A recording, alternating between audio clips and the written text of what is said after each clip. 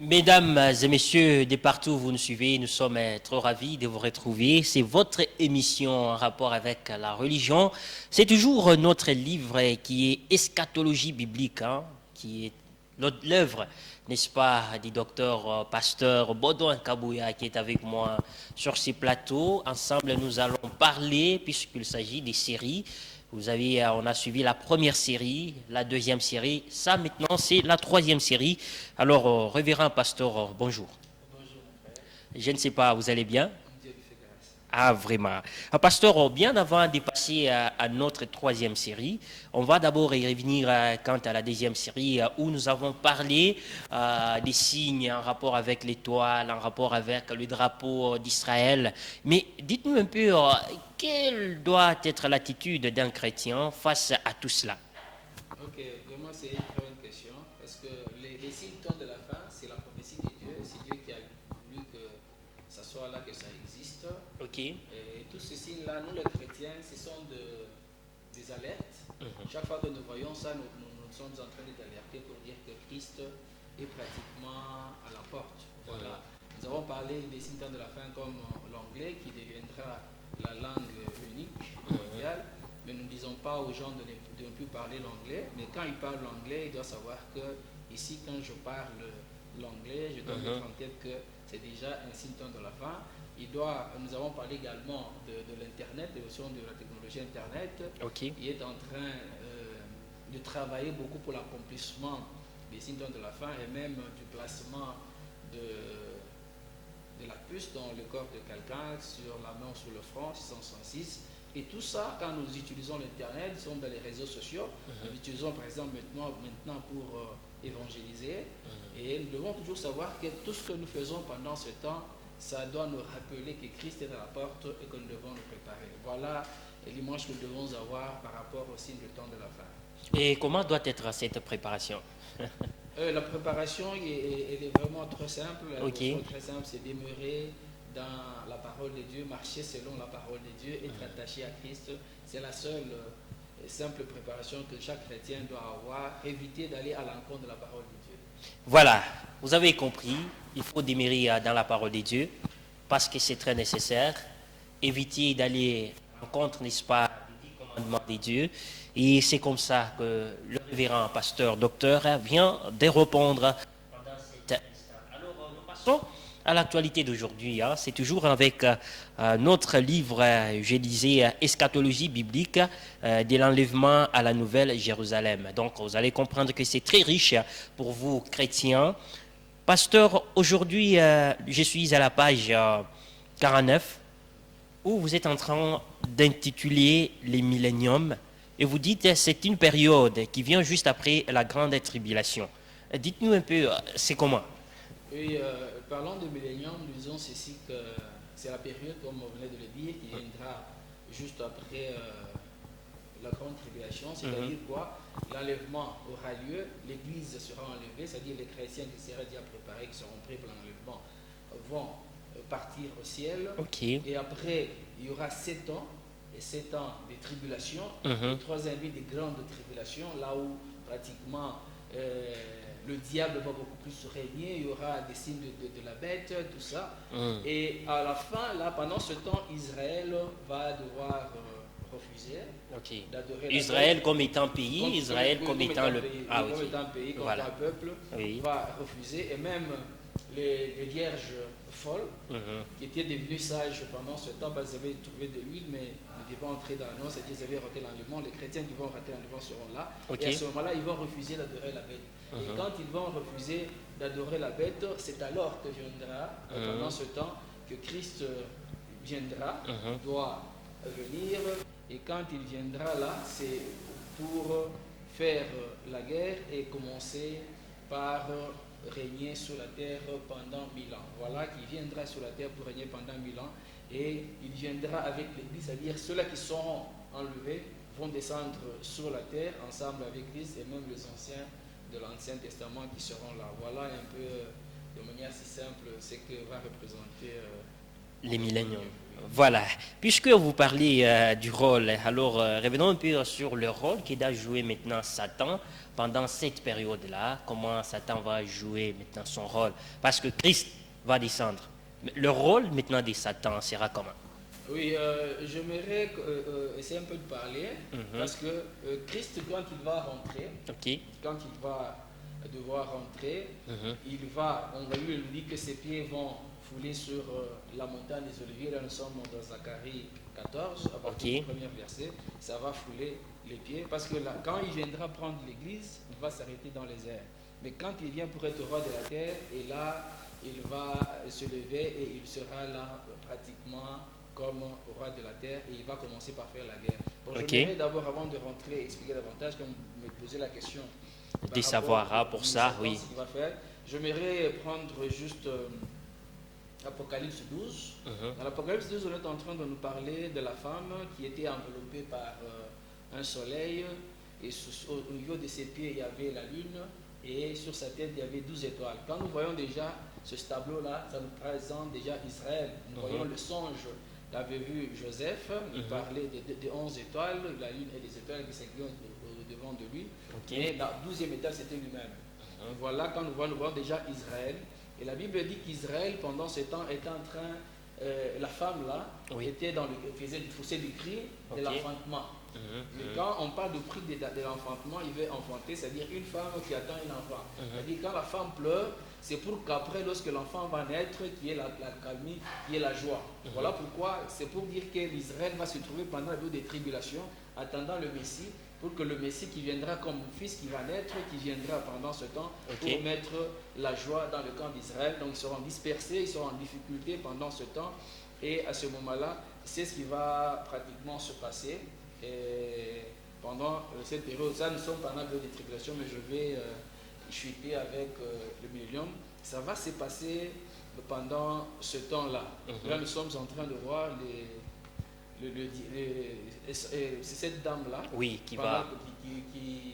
qui est dans les douleurs d'enfantement pendant ce temps, qui est appelée à mettre au monde. Et Satan va se tenir devant cette femme-là pour empêcher l'enfant. C'est-à-dire, Satan, connaissant aussi l'eschatologie, Satan ne voudra pas que Christ puisse venir.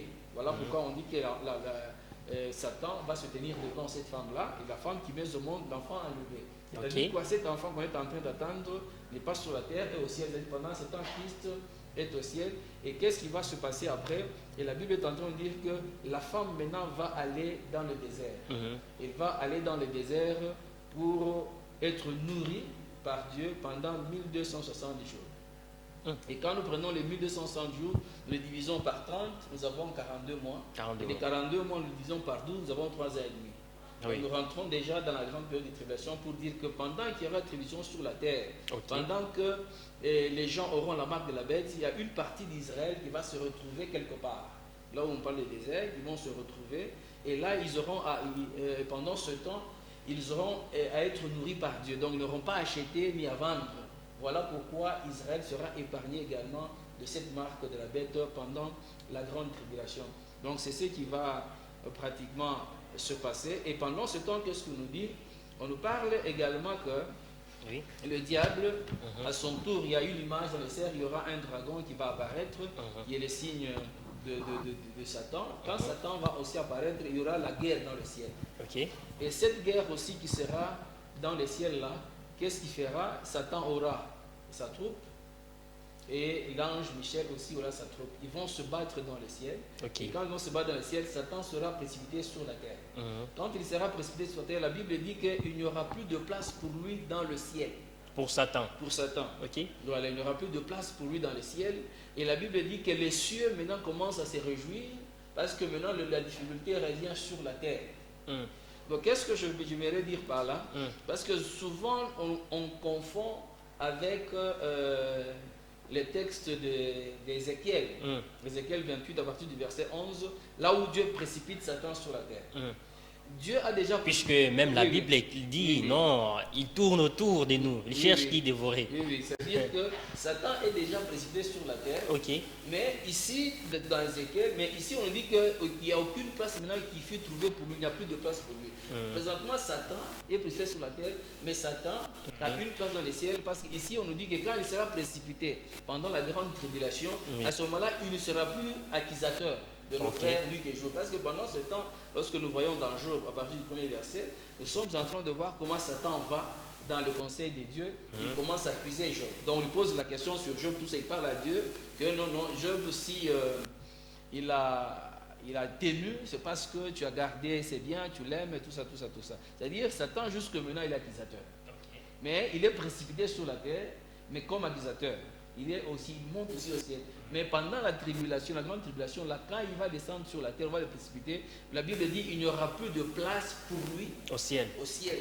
Seulement sur la terre. Oui, oui, c'est un accusateur. Même dans les cieux, ça dit de n'importe quel ciel. Ok. On va se retrouver. Mais voilà pourquoi on dit malheur à la terre. Parce que Satan est descendu sur la terre avec une grande colère. Parce qu'il sait qu'il a peu de temps. Voilà, c'est effectivement que Satan n'aura pas beaucoup de temps. Parce que maintenant, là, nous sentons pratiquement vers le Seigneur. Nous allons comprendre que Satan n'aura plus assez de temps. Et maintenant, là, Satan va encore pourchasser la femme qui se retrouvait dans le désert. Ok. Va pourchasser cette femme-là. Il n'aura pas à trouver. Et à ce moment-là, il y aura le renfort. Les deux bêtes vont maintenant faire les renforts avec toutes les nations. Toutes les nations vont faire les renforts avec Satan, ils vont les renforts pour chercher seulement à exterminer Israël. C'est pendant ce temps-là que maintenant notre Seigneur Jésus descendra. Ok. Il va descendre maintenant pour protéger Israël. Il faut protéger Israël, pour faire ce combat-là. C'est-à-dire que toutes les nations du monde vont se lever contre Israël. C'est là que nous rentrons dans Apocalypse 16, on nous parle de la guerre d'Armageddon. Ah oui. Oui. La guerre d'Armageddon, là où on nous dit qu'il y a les esprits en forme de grenouilles qui vont aller dans le monde prendre les militaires, le militaire ou l'armée, prendre l'armée et venir avec eux afin d'attaquer Israël. C'est inspiré par Dieu. C'est alors qu'on parlera de la guerre d'Armageddon. J'aimerais un peu attirer l'attention de tout le monde parce qu'il y a beaucoup de gens qui font la confusion entre la guerre d'Érythrée et l'Armageddon. Veuillez déjà nous éclaircir. La guerre d'Érythrée, non. La guerre d'Armageddon, d'abord par rapport à l'eschatologie, ça va se passer après la grande tribulation. Or, c'est-à-dire après l'enlèvement. Après l'enlèvement, nous passons 7 ans de tribulation, c'est alors que viendra la guerre d'Armageddon. Donc la guerre d'Ukraine n'a rien à voir avec cette guerre-là. Ça, c'est le premier point. Le deuxième point que nous pouvons encore soulever, la guerre d'Armageddon, c'est-à-dire c'est toutes les nations du monde qui se seront unies. Parce que pendant la grande tribulation, il n'y aura qu'un seul gouvernement. Oui. Toutes les nations du monde vont s'unir contre Israël. Or, cette guerre ici d'Ukraine n'a rien à voir avec Israël. Ce n'est pas toutes les nations du monde ne sont pas unies pour faire la guerre contre Israël.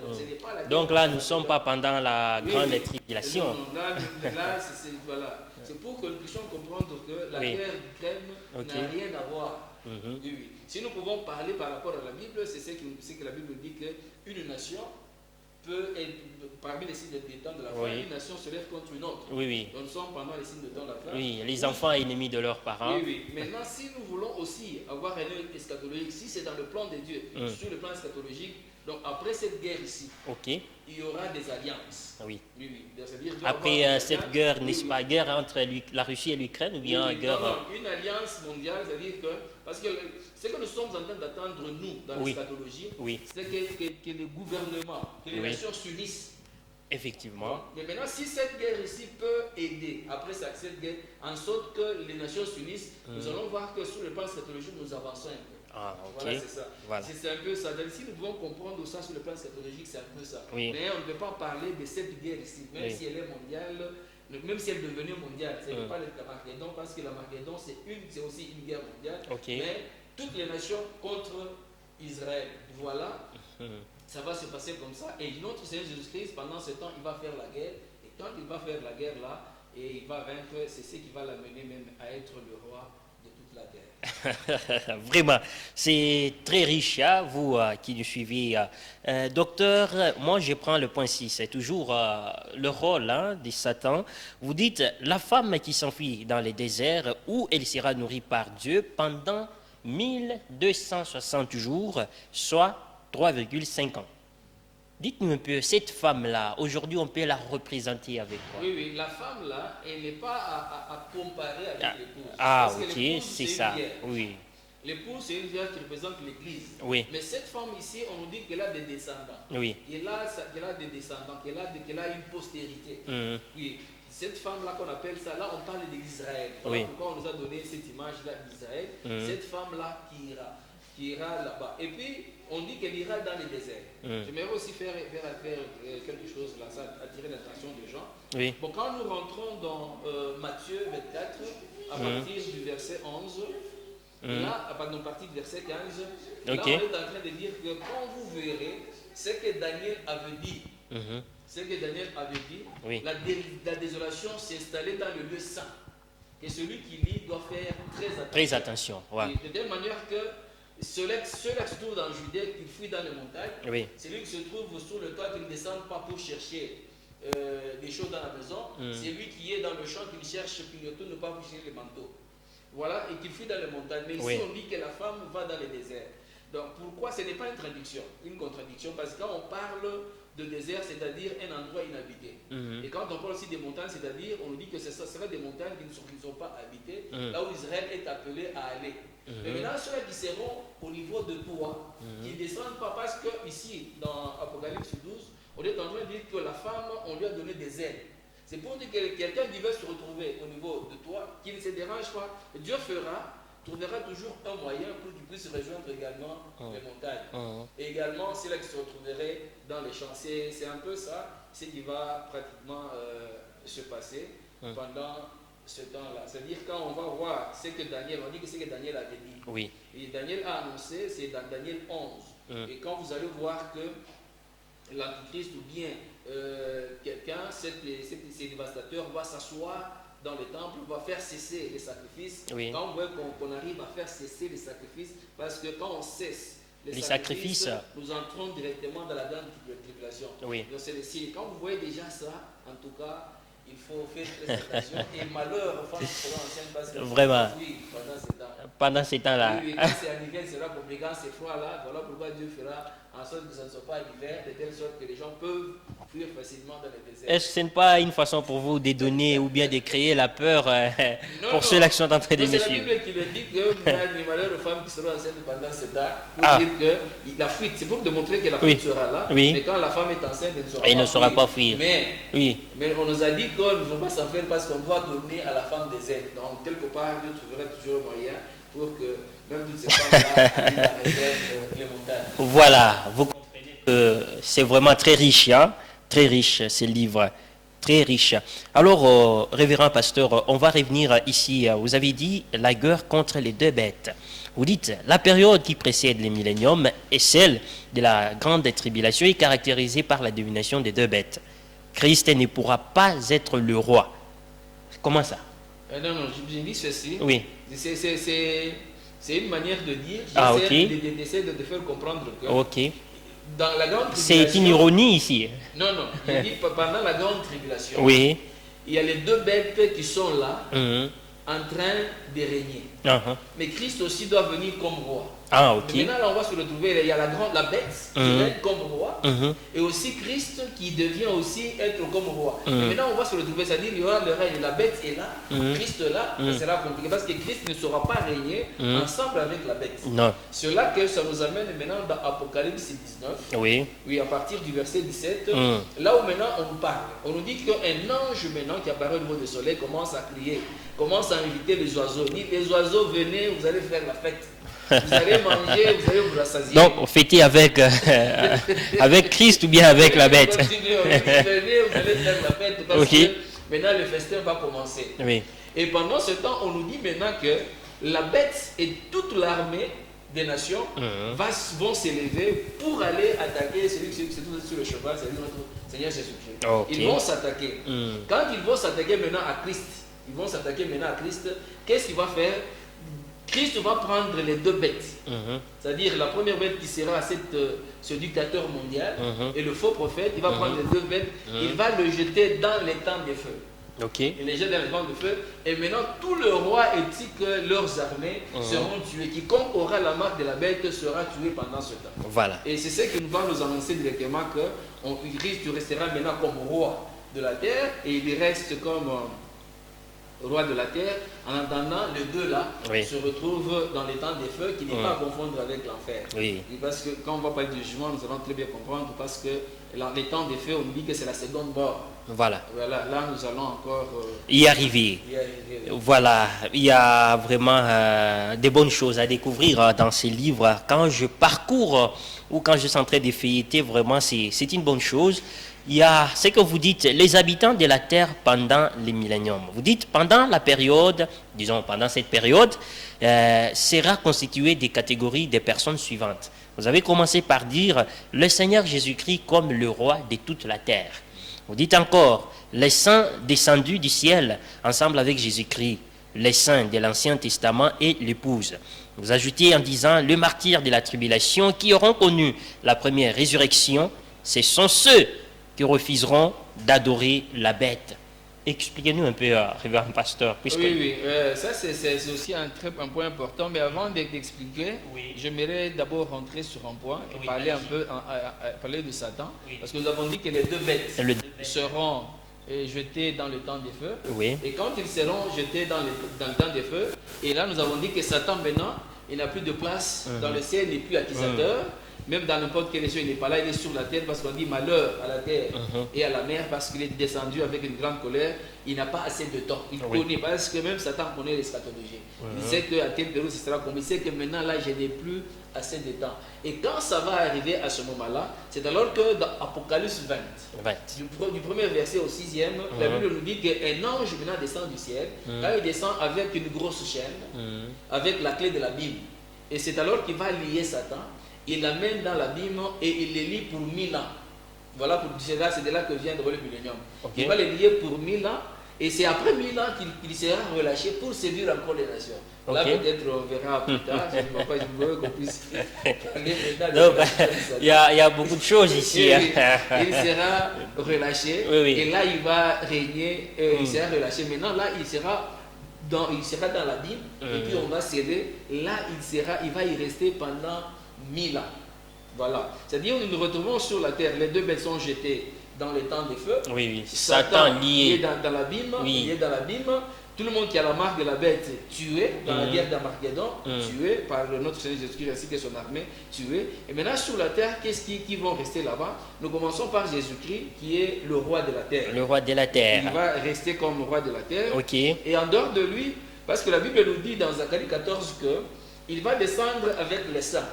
Et les saints dont il est question, c'est-à-dire il descend avec l'Église, c'est-à-dire les chrétiens qui sont montés, même avec les saints de l'Ancien Testament.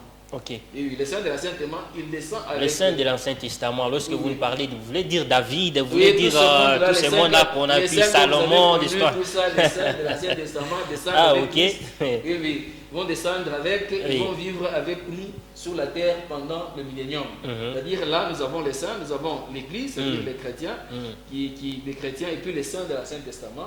Et nous disons également que en dehors d'eux, il y aura maintenant ceux-là qui vont ressusciter. Nous voyons toujours dans Apocalypse 20, premier verset au 6e, on nous dit qu'il y a les martyrs qui ressuscitent, qui reviennent à la vie, mais ce n'est pas tout le monde, ce n'est pas tous les morts qui reviennent à la vie. C'est-à-dire les vierges folles, qui autrefois, les vierges folles qui sont devenues vierges sages pendant la grande tribulation, qui ont refusé d'adorer la bête, ils vont ressusciter et pendant ce temps, ils vont vivre aussi pendant le millénium. Il y a ça. Il y a aussi les Israélites là, qui seront morts. Parce que les Israélites, la Bible dit que à partir de l'Apocalypse 12, nous voyons que le dragon là, avec son étoile, il va prendre un tiers. Il va le faire tomber dans l'eau. Comme pour nous dire que parmi les enfants d'Israël, il y a un tiers qui sera tué. Et après, là, comme pour aider l'expiation, pour que Israël soit pardonné, pour que leur pays soit pardonné, pour qu'ils aient une nouvelle marche. Et à ce moment-là, qu'est-ce qu'il va faire?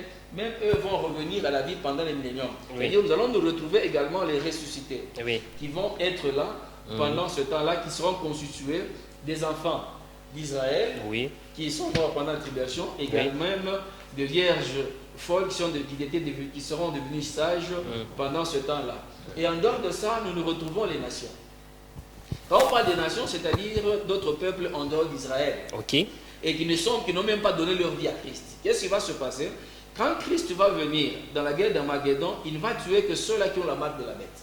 Mais il peut arriver que ceux-là qui n'ont pas accepté Christ, qui sont bébés, qui sont petits, tout ça, qui n'auront pas acheté ou à vendre, parce qu'on dit la marque de la bête, c'est pour ceux-là qui vont acheter et vendre.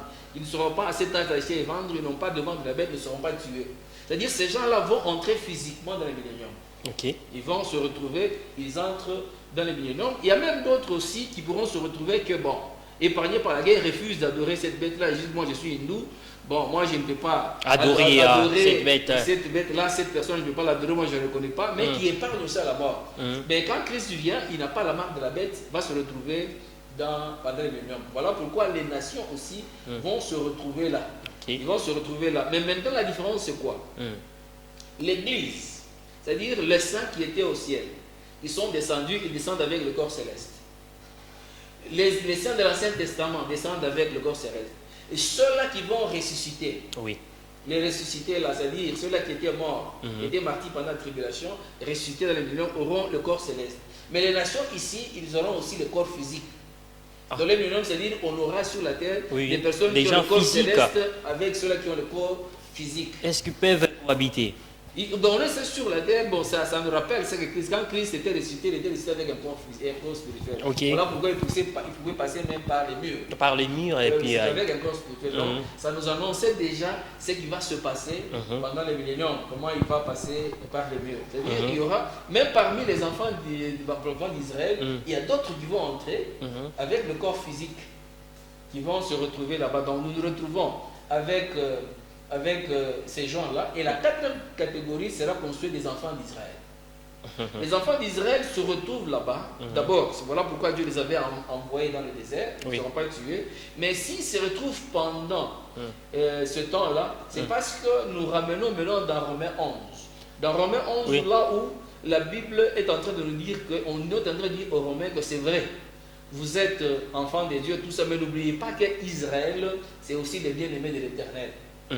Israël. Donc il y a un amour particulier. Oui, pourquoi? Parce que Dieu avait fait une alliance avec les pères d'Israël, c'est-à-dire Abraham, Isaac et Jacob. C'est à partir de cette alliance-là, comme Dieu ne se repent pas de ses dons, ces gens-là vont se retrouver aussi, Israël va se retrouver dans les milléniums à cause de l'alliance que Dieu a eu à faire avec Abraham, Jacob et Isaac. Voilà pourquoi ils vont se retrouver aussi dans ce cas, pendant ce temps-là. Et là va s'accomplir maintenant Romains 11 qui va maintenant s'accomplir pendant ce temps. Ce sont les catégories de personnes que nous pourrons retrouver pendant ce temps. Voilà, révérend docteur. Donc là, nous sommes pratiquement à la fin. Pratiquement à la fin. Pratiquement à la fin. Je ne sais pas si vous pouvez donner un peu quelques points forts en rapport avec peut-être le résumé. Oui. Comme nous sommes pratiquement à la fin, j'aimerais juste dire ceci. Là, je vais juste parler on peut la nature des hommes, c'est-à-dire pendant ce temps, il y aura des gens sans péché, il y aura des gens les seuls qui seront adorés sur la terre, ça sera Dieu, tout ça. Mais n'oublions pas qu'il y a des gens aussi qui vont entrer pendant les milléniums. C'est vrai, Satan est dans l'abîme, il ne peut pas séduire. Et puis Dieu va donner les lèvres pures pour tout le monde, c'est-à-dire Dieu fera en sorte qu'il n'y ait pas des gens qui puissent pécher. Vraiment. Mais notre Dieu, quand il travaille, c'est avec la liberté. Les enfants d'Israël ne peuvent pas pécher parce que Dieu avait constitué les 70 semaines de Daniel pour récupérer Israël. Maintenant, les nations là, il peut y avoir quelqu'un des nations, lui, peut maintenant arriver à pécher de son propre gré. Voilà pourquoi la Bible nous dit qu'à ce moment-là, quelqu'un peut mourir. Et quand quelqu'un meurt pendant la période du millénium, il est considéré comme un maudit. Parce qu'en soi, il n'était pas permis, mais quelqu'un, aussi quand il pêche, c'est-à-dire tu pêches maintenant, là, tout de suite, là, tu meurs. Et pendant ce temps, même les vieux seront comme des jeunes. Voilà. Si je peux juste ajouter quelque chose, c'est-à-dire ça sera une période, pendant le millénium, là où les carnivores et les herbivores vont cohabiter. Non, révérend docteur, s'il vous plaît, vous qui nous suivez acceptez pour la 4e série. Acceptez pour la 4e série. Nous sommes pratiquement à la fin pour la 3e série parce qu'il nous reste de bonnes choses. La 4e série, c'est prochainement. Vous allez nous retrouver. On va commencer par ici pour avancer. En tout cas, nous vous disons sincèrement merci d'être venu. Merci. En tout cas. Vraiment pour avoir permis que nous puissions éclairer. Même si à la fin, là, on a été pressé. On a dit qu'on a encore le temps. On va y aller petit à petit pour qu'on comprenne pratiquement qu'est-ce que nous voulons dire. Voilà, c'est pratiquement la fin de cette émission. Vous qui étiez en train de nous suivre en direct sur YouTube, nous sommes très ravis. Restez branchés car la suite est là. Vous allez comprendre que le docteur a beaucoup à parler avec vous. Nous sommes très ravis. Restez toujours là. Nous disons merci à Christian Massoudi, pourquoi pas Raphaël Kassongo, ainsi que lui qui s'appelle Céline Kena. En tout cas, restez branchés et à très vite. Raphaël Bambe.